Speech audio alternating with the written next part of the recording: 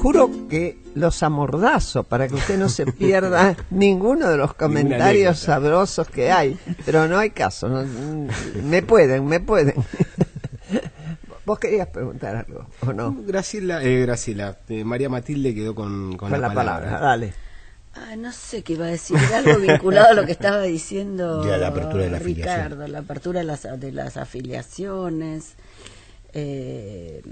Ahora veo la palabra aire, que estamos en el aire. Era realmente una renovación, trajo un aire nuevo a la política, el liderazgo de Raúl Alfonsín. Pero además lo trajo, y vamos, ahí ayúdennos, vos por historiadora y bueno, cientista, y vos por protagonista. Si hubiera hecho una elección más o menos, los cuadros políticos tradicionales del radicalismo hubieran ocupado los lugares más importantes, que es lo que ocurre legítimamente. Ahora, acá fue tal la avalancha de lo nuevo que permitió que mucha gente nueva se instalara, ¿no es cierto?, en el gobierno. Sí, hay dos hechos que le ponen una impronta a Alfonsín. Muchos de los que se afiliaron se quedaron, otros se afiliaron para votar, después ese fue el alfonsinismo. Había otros rumbos. Ese fue el alfonsinismo que ligamos nosotros después con el FREPASO. Un alfonsinismo electoral, digamos. Había que garantizar, sobre todo la agenda de derechos humanos, para mucha gente era muy importante eso. Sí. Pero para muchos otros, veíamos en Alfonsín, entre ellos me cuento yo, no solo un liberal, sino un socialdemócrata. Sí, claro. Eso, ya empezaba así eso. Que se veía como mala palabra en muchos sectores. Que para los que venían de tradiciones de izquierda, el reformismo estaba ahí. Y de entonces peronista te decían, pero porque lo oí yo, socialdemócrata, no, Nacan Pop nosotros, Era la derecha. Entonces, y además traía una innovación, ¿no? Que era la Constitución como centro, la Constitución que era la Constitución liberal, porque en realidad reivindicaba el liberalismo político. Bueno, la lectura laica, el recitado laico, como decía, la oración laica, el preámbulo, ¿no? Exacto. Para lo cual era como un shock para uno, porque ese lenguaje en el debate político argentino ese lenguaje no estaba. ¿Qué tenía que ver con Jaureche, con Marx o con qué sé yo qué? Nada. Montoneros. Es como decía María Matilde, de las presidencias históricas nadie se acordaba, Sarmiento poco lo leían, Mitre, bueno, de golpe aparece en el debate público un discurso que habla de la libertad negativa. Era como un shock, ¿no? Escuchar ese nuevo lenguaje. Esto permitió, es sorprendente a veces como la historia es astuta, como diría un viejo filósofo, que se abrieran ciertas iniciativas que hubieran sido imposibles en otro contexto histórico, ¿no? Iniciativa que era, por ejemplo, abrir fundaciones, un partido como el Radical, la Fundación Blanco, estaba ahí archivada, nadie se acordaba, pero no para que fueran los radicales, sino para convocar intelectuales, pensadores. Ahí aparece Juan, Bacanitró, al frente del cual se pone un hombre que tenía antecedentes, que era Roque Carranza, después falleció, que fue ministro de Defensa de Alfonsín. Claro. Eso era toda una innovación para el propio partido, porque el partido miraba eso, ¿quiénes son estos recién llegados, advenedizos, que están ahí sentados y producen paper? ¿Qué es eso? Esas cosas, escribían cosas, ¿no? Se reunían a debatir lo que parecía una pérdida de tiempo. Bueno, esa es una innovación. Porque la política era acción, no pensamiento. Exactamente. Esa es una innovación, y acá termino esta breve incursión por el pasado, que tuvo frutos. Porque, como decía María Matilde, lo que luego se construyó como Club Político Argentino, Portantiero, el Club de Cultura Socialista, Portantiero, Pancho Aricó, al que nosotros pertenecimos. El Club Político Argentino nos tiene mal, grabado. tuvieron una aproximación, Alfonsín permitió una aproximación y Alfonsín hablaba directamente con los integrantes. Sí, que funcionaban con como think tank. Eso sí que no pertenecía a la tradición del viejo radicalismo. Y de los partidos políticos argentinos, diría yo, por ahí, dijo los partidos de izquierda aparte, ¿no? Eso fue muy fuerte, y recuerdo simplemente al pasar que el discurso de Parque Norte lleva la impronta de esas relaciones, Sí, ¿no? el Con Grupo ese Esmeralda. El Grupo El Grupo Esmeralda, Esmeralda. etcétera, ¿no? El Grupo Esmeralda, hablemos, ¿no? Un poquito, recordemos, si no estamos hablando como en el aire, o hablando solo a aquella gente que conoció, a vos, Pablo, te cuento, el Grupo Esmeralda se llamaba así porque se reunían en la calle Esmeralda, Así es. nada muy sofisticado, y eran gente que había estado exiliada en su mayoría, o buena parte, en México, que venía de una izquierda que hasta había apoyado la lucha armada Así es. y que Había venía sido parte, revisándolo, sí, sí. había sido parte de esa lucha armada, y importantes fueron Aricó, Portantiero, Emilio de Dípola, Sí, sí. y Juan Carlos Carlos Torres, Torres. y ya no me acuerdo cuántos. Sí. Yo, todos esos datos los sé por haberlos leído, pero voy a apelar a su memoria histórica, porque realmente era chico. Yo en el 83 Ariel. tenía 4 años. Sergio Bufano. Por lo cual, ¿cómo podrían explicar qué fue la primavera democrática? Digo, fue un impacto, estamos hablando de partidos políticos, pero fue un corte transversal en toda la sociedad. Sí. Pienso en la cultura, teatro abierto, pienso en la movilización en los centros de estudiantes, en las universidades. ¿Cómo lo veían ustedes con sus familias? ¿Cómo, con una mirada más pequeña? O más desde la sociedad civil. Exactamente. Lo que pasa es que durante la dictadura, esto que contaba Ricardo, que él se juntaban 4 gatos locos y decían vamos a conversar, hay que revisar y qué sé yo, fue muy extendido, fue lo que se llamó las universidades Las catacumbas. catacumbas, exactamente. Ante la educación pública prohibida, restringida, etcétera, etcétera, como estaba, vetada, controlada, muchos empezamos a juntarnos, grupos incluso psicoanalistas. Ahí empieza, el teatro abierto tiene todo un antecedente en esa Exactamente. época, en la época de la dictadura. Entonces, que yo creo que son como los gérmenes de la sociedad civil que empiezan de alguna manera, más consciente o no, a plantearse hay que salir de la dictadura y la única forma es por la democracia, no Ahora, hay otra forma. de una sociedad que por haber sido inclusiva, siempre tuvo una tendencia a ser contestataria por un lado y también igualitarista, porque no es es decir, la reacción acá no fue la misma que en Chile, no fue la misma que en Brasil, no fue la misma que en Uruguay, donde se fueron cayendo la dictadura, porque ya a Estados Unidos no le hacían falta, porque sus pueblos se empezaron a mover, porque propio Alfonsín, por ejemplo, toda la gente que estaba exiliada de Chile, que yo conocí en Holanda, en la escuelita que hacían en Holanda y todo, que eran dirigentes del MIDE y de otros lugares, se corrieron a la Argentina, se armó el Caschi Claro.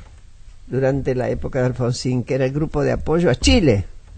Y viajamos, hicimos un viaje tan cómico, llevando a la gente del Caschi que tenía prohibido ingresar a Chile. La acompañamos con Piusil y Montserrat y la Carlotto y no me acuerdo más, para exigir que los dejaran bajar. Nos hicieron cocinar adentro del avión, pero poco nos morimos. En la pista no bajamos nada, cada uno tenía al lado suyo un tipo del DINA armado, y solo bajó Piusil a intentar negociar y nada, nos fuimos. Nos volvimos no como fuimos, sino transpirados, sucios y hambrientos. Después de no sé cuántas horas. Pero, digamos, era una acción que extendía, iba más allá de, ¿no? Sí. Lo que decía María Matilde, de las universidades de la catacumba, tenían además un eje que los atravesaba, que era revisar la experiencia reciente. El eje era, ¿qué había pasado? Claro. ¿Qué nos pasó? Claro, el eje era ese. Y viejas creencias y certezas se desmoronaban y uno estaba medio ahí, medio como la neblina, ¿no? Bueno, ¿para dónde va? Como turco en la neblina, ¿no? De Nevares. Porque el tema de la democracia nunca había estado presente como estuvo después en los debates. Los debates, por lo menos los sectores llamados progresistas hoy, no estaba presente. lo que estaba presente era la transformación, la lucha antiimperialista. Los autores que se leían no eran demócratas liberales. Claro, eso era una novedad. ¿Qué significaba eso? Para aquellos que venían de una tradición donde creían que había los métodos violentos, era lo que garantizaba la transformación. El poder estaba en la boca del fusil, la boca era la del fusil, frase. exacto. Y yo creo que ese fue un eje que tiene que ver con lo que decía Pablo sobre la primavera democrática, porque en realidad, ¿qué es la primavera? Se vive un momento de libertad desconocido, desconocido, aún bajo gobiernos, digamos, democráticos, en el sentido de gobiernos elegidos por mayorías electorales. Recordemos la década del 70, Perón llega al gobierno con el 60 y pico % de los votos. Sin embargo, en el ámbito del debate público, el tema de la democracia, en su sentido más no solo no estaba, le tiran un cadáver, estaba cruzado por otras cosas. Para nada. Entonces me parece que mucho tiene que ver con esta crisis que había, que los cruzaba a todos, y la búsqueda de, algo, lo nuevo. Y lo nuevo era esto. Ahora no lo teníamos claro. No, se vio que no lo teníamos demasiado claro porque digamos que todavía nos cuesta construir una democracia fuerte. Con la lectura de la Constitución, del preámbulo, no la lectura, él apelaba a la Constitución, él también estaba pensando en la República. Lo que pasa que eso estaba como mucho más, era como, primero discutamos la democracia y después vayamos a la República, pero el subtexto de eso es la República. La República la democracia republicana. Así es. Sí, y ahí es donde yo engancho lo que vos decías de Cafiero, creo que fuiste vos. Sí. Porque la derrota del peronismo fue tan dura para los peronistas, fue tan sorpresiva.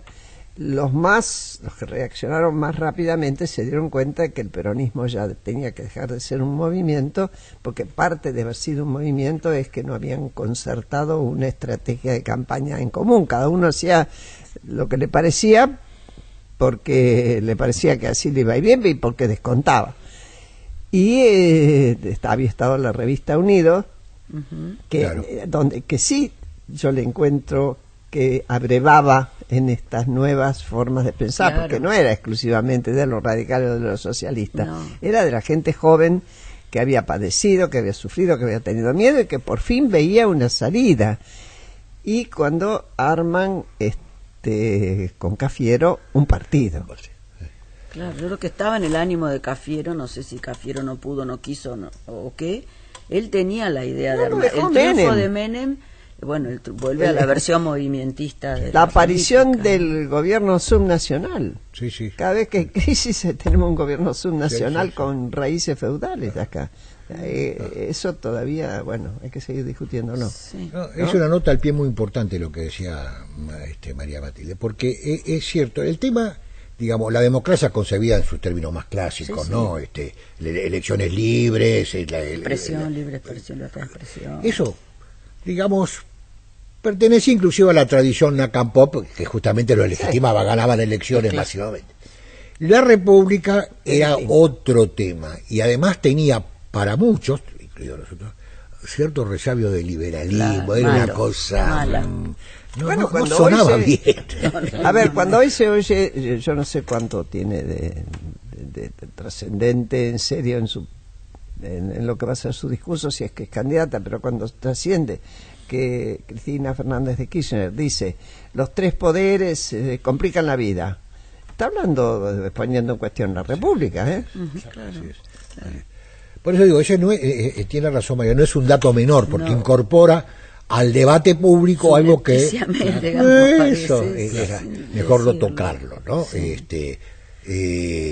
Porque acá, digamos, cuando uno vuelve al Alberdi, la República era parte de, pero claro, en la tradición Nakam Pop, como se le dice, la República estaba asociada al viejo liberalismo alberdiano y todo eso. Entonces, la otra cuestión que también me parece que aparece ahí al inicio del gobierno de Alfonsín y de todo este proceso que estamos hablando es la emergencia de la ciudadanía. Se pierde el valor del pueblo como único, digamos, pueblo, no en un sentido que puede tener otras tradiciones, sino en el sentido que lo tenemos nosotros, con otras tradiciones, pueblo y ciudadanía puede ser lo mismo. en el sentido que se empieza a perder esa visión de que el pueblo es uno, homogéneo, Exacto. Y hay alguien que habla por él. Y uno solo que lo interpreta y por lo tanto actúa políticamente en función de la interpretación que hace del pueblo, de lo que el pueblo quiere. Me parece que acá aparece la versión de la pluralidad, la diversidad, aparece la ciudadanía, gente que piensa distinto, que bueno, la política hay que elegir, las posibilidades no son 15, son 1 o 2, y bueno, y se elige aún negociando con uno mismo a quién va a votar, porque bueno, se aprende también un poco el significado de la política democrática. Exacto. Que bueno, es negociación de uno con uno mismo el voto muchas veces, no es solo, ¿no? O por ahí decir, no me encanta, sin embargo, por tales y cuales cosas voy a votar a fulano, me encanta a sutano. ¿Qué elegís en un gobernante? Si bueno, él me representa mejor o ella. Entonces me parece que también ahí aparece esta idea de la ciudadanía, aparece la ciudadanía que después se vuelca claramente en las calles en defensa de la democracia, donde no hay ninguna un colectivo que llama a defender la democracia, ¿no? Fíjate vos el respeto de Alfonsín, me podrán decir porque no le quedaba otra y es posible. Cuando él manda a modificar el Código de Justicia Militar para que eventualmente, de no querer juzgarse a sí mismos los militares, que era lo que estaba previsto, hubiera la posibilidad de que lo juzgara la Cámara Federal, se vota en diputados, sale tal cual, pero cuando va al Senado, Zapac, que tenía 2 hijos desaparecidos, senador, gobernador del Movimiento Popular neuquino, o le ordena a su senador que introduzcan un artículo donde decía, salvo que se hubiera cometido delitos flagrantes, eran atroces y aberrantes. Claro, cuando Carlos Nino, que había sido uno de los grandes gestores de todo el armado de la política de derechos humanos, ve eso, se da cuenta de que a poco que camine una Cámara Federal, si tiene que caminar, se va a encontrar a cada rato con sargentos, con oficiales, con todo. Cuando ellos querían que frenara en los autores intelectuales nada más. Entonces vuelve corriendo y le dice al presidente, vétela. Y el presidente mira y dice, no, yo no lo voy a vetar. Es decir, ese respeto por el poder legislativo. Sí, estoy de acuerdo. Vos nombraste a Nino, ese es otro dato importante. El presidente incorpora a Nino, un hombre, un jurista de reconocida solvencia internacional, para justamente atender este problema de los derechos humanos. Que era muy difícil para acá, no había antecedentes. Exactamente. Volviendo a la idea de pueblo y ciudadanía, la verdad que ahí tuvimos una regresión, lamentablemente, porque en los últimos años apareció otra vez la idea de este pueblo homogéneo de la mano de las versiones populistas de Laclau y otros intelectuales, ¿no? Y eso tiene raíces muy profundas en la Argentina, ¿no? En nuestra historia. El tema de la ciudadanía tiene la connotación liberal. En Alfonsín era muy fuerte el tema de la ciudadanía, lo cual no implicaba no reconocer que justamente son sociedades con conflictos, que estos conflictos existen y que bueno, por eso no hay un pueblo único. Por eso no hay un pueblo homogéneo y único. ¿No? Ya lo dijo Mao, las contradicciones en el seno del pueblo. Pero por eso exactamente. Yo creo que por eso, tanto cuando es gobierno militar, como es gobierno civil, sistemáticamente, cada X cantidad de años, yo pondría 10 para redondear, pero a veces es menos, a veces es más, la ciudadanía se quiere mostrar como ciudadanía y se harta de que lo traten como pueblo. Un general al mando del gobierno te dice el pueblo, y habla, interpreta, y habla y hace en nombre del pueblo, así el pueblo esté metido debajo de la mesa o en mazmorras o siendo fusilado. Y lo mismo pasa con los gobiernos autoritarios de origen democrático que también interpretan al pueblo, más tarde o más temprano, y se vio con el intento de reelección de Menem y con el intento de reelección de Cristina Fernández de Kirchner, la ciudadanía dice, para flaco, hasta acá. Y una cosa que me parece también muy importante de destacar, porque la Argentina tenía a 1983 un problema que no podía resolver, aún muerto Perón, ¿no? Pero que lo había tenido durante todo el tiempo el campo no peronista, que era que el peronismo tenía los votos. Exactamente. Entonces, ¿en nombre de qué ciudadanía se podía hablar si lo que era un pueblo que votaba, más allá de las diferencias que podía tener de las, la cantidad de votos de las suficiente facciones como que para había ganar? dentro del peronismo y demás, los votos de la ciudadanía estaban en el peronismo. ¿Qué viene a hacer Alfonsín? Rompe el triunfo de Alfonsín, muestra que hay un pueblo que también puede estar con un líder que no es peronista. Y eso fue digamos, marca un hito muy importante en la historia política argentina. ¿Por qué? Porque se rompe la idea de que el pueblo solo votaba al peronismo. ¿Te puedo agregar algo? Sí, por supuesto. Matilde? Simple. Sí, sí. Rompe también con una vieja tradición del partido, el antiperonismo. Claro. Alfonsín no era antiperonista. No, para nada. Ni hacía antiperonismo. No, para nada. Y eso es muy importante, porque bueno, Alfonsín cosechó votos de peronistas, no gana sin esos votos. Claro. ¿No? Eso es muy importante. Y el segundo dato, y si te dejo otra vez la palabra, es Alfonsín inscribe al partido en la Internacional Socialista. Claro, No hay que olvidar. sí. O sea, para este partido era de una audacia extrema. Ese partido de está la hablando Internacional Socialista de radicalismo. ese momento, ¿no? Sí, claro. De la década del 80. ¿Te imaginas, Balbín? Bueno, Exacto. Lo cual- desaparecido está muerto, me exacto, había dicho. ¿no? Digo, son dos hechos que marcan mucho, ¿no? Un presidente radical que no es antiperonista, que no recupera nada de esa tradición. No. Por eso el preámbulo de la Constitución. Claro, él hacía referencia a la historia. A la Alfonsín historia. hablaba de los Exacto. socialistas, del peronismo. Todo, ¿no? Y en este intento de sentar las bases de la República, del fortalecimiento institucional, ¿cómo fue la dinámica de Alfonsín en una Argentina corporativa? Sindicatos, Fuerzas Armadas. Bueno, él careció de los recursos que han tenido otros presidentes, sobre todo los presidentes peronistas en la Argentina.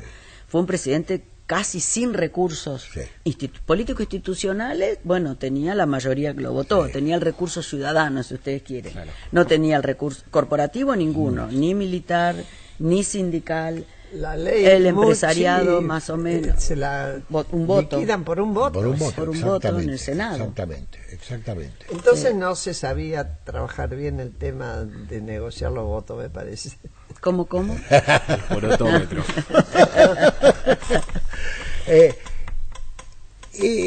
Alfonsín, yo recuerdo esa charla en el Savoy, que justamente hizo una charla contra el corporativismo, ¿no? Porque la historia argentina está marcada, hay un hecho que fue el Ongañato, pues así dicho, que convoca a lo que después se conoció como los sectores sindicales participacionistas, aquellos que participaban de una salida con la idea de una salida corporativa con el régimen militar. Alonso, que bueno, ahí hay una negociación, la ley de obras sociales, todas esas cosas que después lo fortaleció. Mussolini. Sí. O sea, había el peronismo llevaba una simiente de la idea de una salida corporativa y resolver el problema. Alfonsín estaba en contra de eso, pero es cierto lo que dice María Matilde, no tenía los recursos institucionales. No, ni económicos sociales.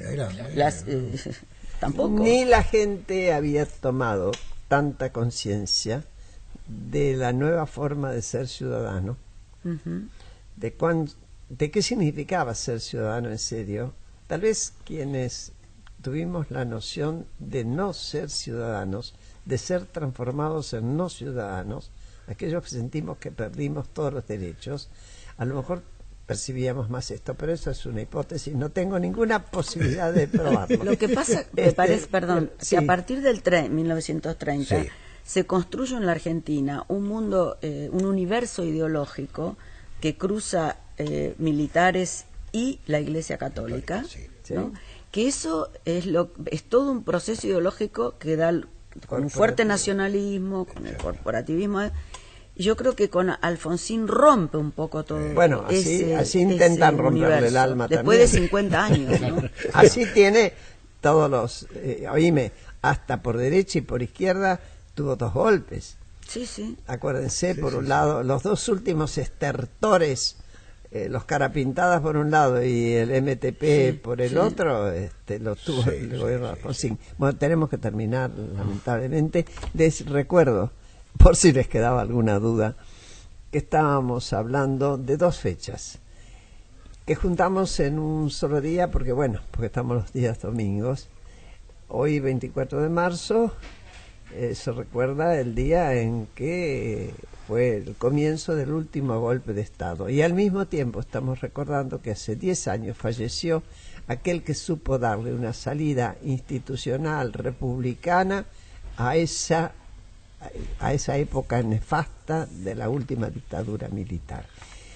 Los saludo a todos, les deseo que terminen una tarde, un muy buen domingo, y como siempre, tanto Pablo como Claudio, como yo misma, claro, los estamos esperando, los saludamos y le decimos, yo le digo, no se mueva, no toque, ya viene Gustavo Mura y vale la pena.